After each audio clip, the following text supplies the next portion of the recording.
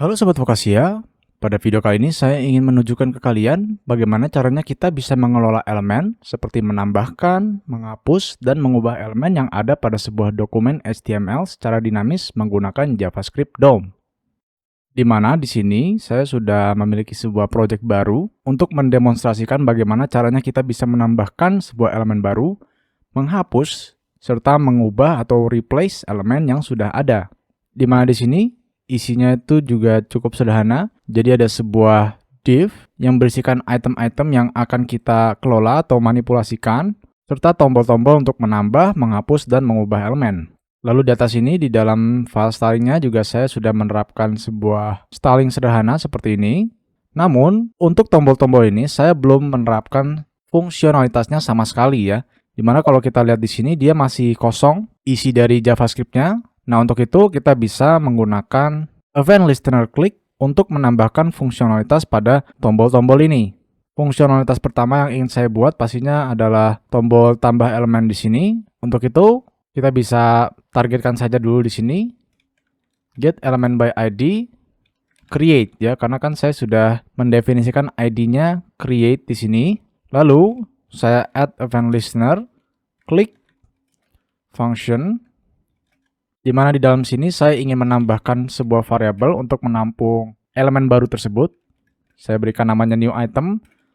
Lalu saya ingin memanggil sebuah method create element seperti ini, di mana untuk argumen pertamanya di sini kita diminta untuk menambahkan tag name-nya. Jadi tag apa yang ingin kita buat pada elemen ini. Dalam kasus ini saya ingin menambahkan sebuah div item baru lagi di dalam blok konten di sini. Untuk itu kita bisa menambahkan sebuah elemen div.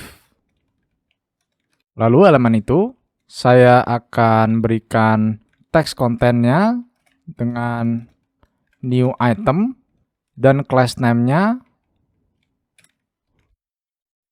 ini item.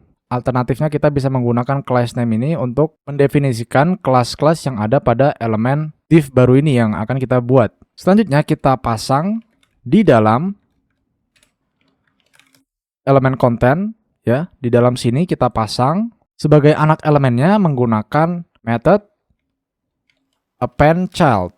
Dimana kalau kita lihat di sini dia menerima sebuah argumen node. Nah, node ini akan kita pasang dengan elemen baru kita, yaitu new item seperti ini. Kita save, lalu sekarang kita lihat apa yang akan terjadi ketika kita menekan tombol tambah elemen ini.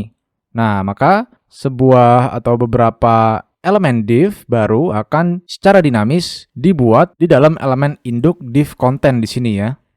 Jadi kalau kita inspect, nah sekarang dia menampilkan 5 item. Sedangkan di dalam file HTML-nya di sini dia hanya menunjukkan 2 item seperti ini ya. Jadi sangat sederhana di sini. Sebenarnya kalian bisa menambahkan elemen apa saja ya. Misal elemen button, elemen paragraf, dan lain sebagainya. Tergantung kebutuhan website kalian masing-masing. Mungkin di sini kita berikan petunjuk atau penanda tambah elemen di sini ya. Agar tidak ambigu, blok kode ini tuh digunakan untuk apa. Dimana kalau kita refresh, yang pastinya kita akan kembali ke keadaan semula yang hanya menunjukkan 2 elemen item di sini ya. Nah, fungsionalitas selanjutnya yang ingin saya tunjukkan adalah hapus elemen di sini, dimana sama seperti tombol tambah elemen kita ingin menerapkan event listener untuk kliknya juga. Remove ya, karena kan saya di sini berikan ID-nya remove. Lalu kita add event listener juga. Klik. Di mana di bawah sini kita ingin menargetkan elemen apa yang ingin kita hapus. Misal salah satu elemen item di sini mungkin saya pilih elemen item 1 untuk dihapus. Jadi kita simpan dulu ke dalam sebuah variabel. Saya berikan item to remove, lalu dokumen get element by ID atau query selector juga bisa, bebas kalian bisa pilih yang mana.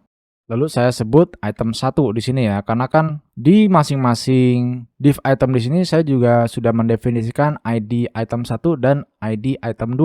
Selanjutnya, saya ingin membuat sebuah pengkondisian apabila item tersebut ditemukan, maka kita ingin menghapus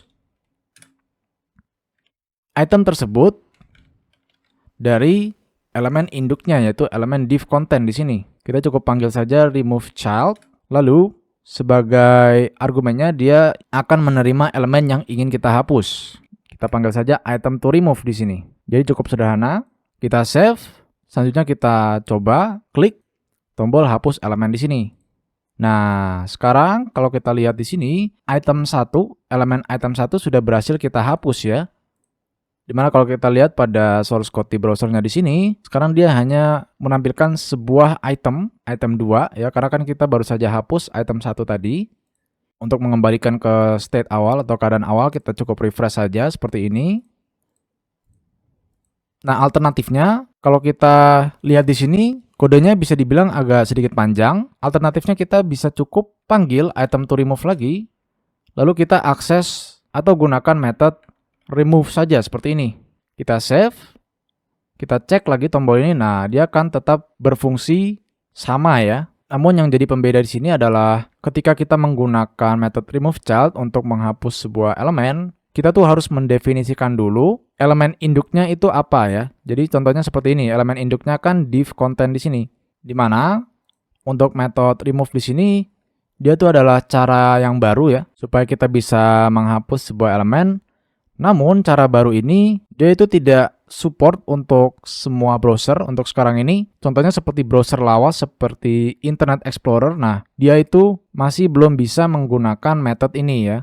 Jadi sebenarnya kembali lagi ke kebutuhan kalian masing-masing. Karena memang untuk method remove di sini dia itu tidak support untuk semua browser ya. Jadi yang support untuk semua browser itu adalah method remove child seperti ini.